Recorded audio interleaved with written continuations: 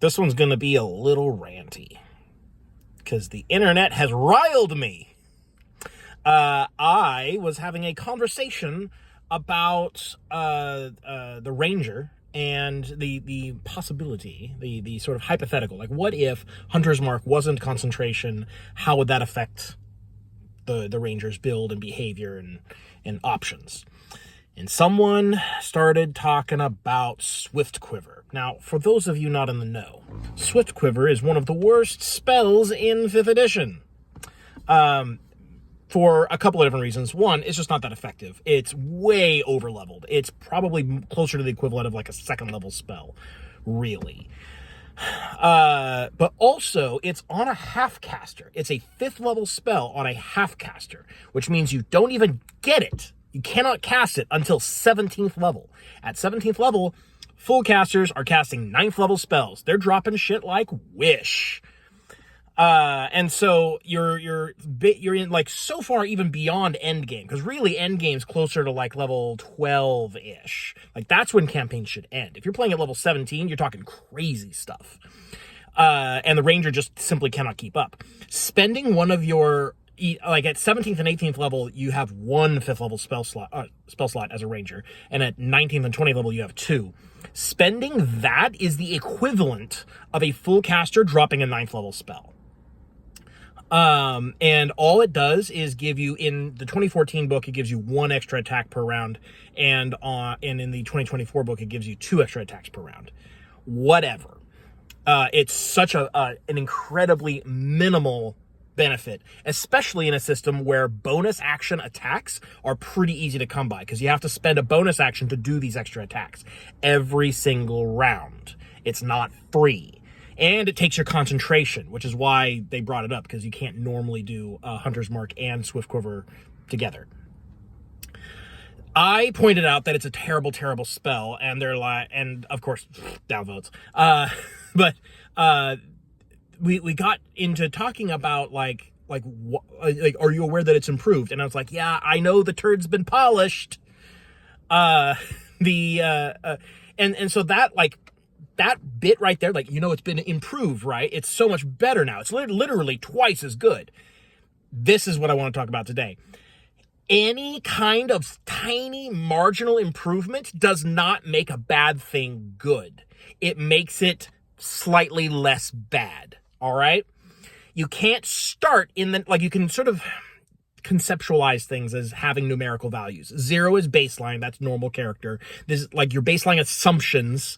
Like if you're going to be using a weapon, you're probably going to be using, let's take like longsword as an average weapon, your D8 damage. If you are wearing your, whatever armor you are proficient with, this is your AC. Those kinds of baseline assumptions. That's 0 before you get into any kind of class features, spells, enhancements, anything like that. If you start at negative and you give a bonus that does not bring you up to 0, it's still not good. It's still a bad option. And even if it does bring you up to 0, that's still that's a non-issue. That's a non-option. Which is why the like monks unarmed defense kind of things and the barbarians unarmed defense, those should not count against the class's power budget. They probably do, but they should not, because that just brings you up to baseline in a different way. I've talked about this before. I think I specifically talked about in 4th edition, the strength-based sorcerers get to add their strength to AC instead of their dex or intelligence to bring them up to baseline. And it doesn't count. It's an additional feature that the dex-based sorcerers don't get an equivalent to. So this is the kind of shit that I'm talking about. People think that any kind of improvement counts as good. It's not all good. It is less bad, but it's still bad. All right? That's the thing that it's so hard to drive home to these people that, sirens. That like you can't start with an assumption of actual nothing, because there are easy to get things in the game that are the equivalent to, or sometimes even superior to, the spells and the features. There it goes. the spells and the features that you're advocating for here. Swift Quiver has always been basically the worst spell in the game. It would be overcosted, it'd be overleveled if it was on a full caster. And it's on a half caster, where your spell slots are literally twice as valuable to you, because that's all you have. You have fewer spell slots, therefore your spells need to be more effective. And when I point this out, that a 5th level spell slot on a ranger is the equivalent of a 9th level spell slot on a full caster, and Swift Quiver does not hold up to that standard, they're like, well, it's not a full caster, so you can't expect them to like keep up with that kind of power. Like, the hell? What kind of bootlicking justification is that? That the Ranger's 5th level spell slots should not be as good as the 9th level spell slots of a full caster because they are not a full caster?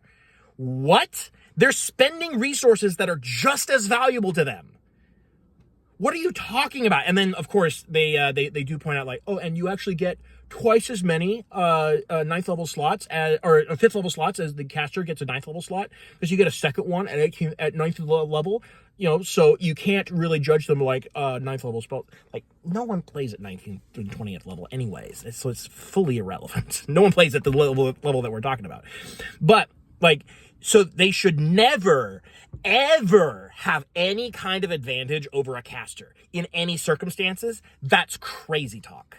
And I'm so mad about it. I'm mad that these kinds of people exist, and that they seem to be not this like tiny vocal minority. This seems to be closer to the norm, if not actually a majority.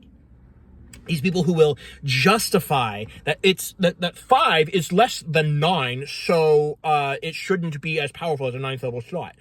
Like, first off, it's way too weak for a 5th level slot anyways. Second of all, when you have classes that get things at different rates, you can't judge them based on their numerical value.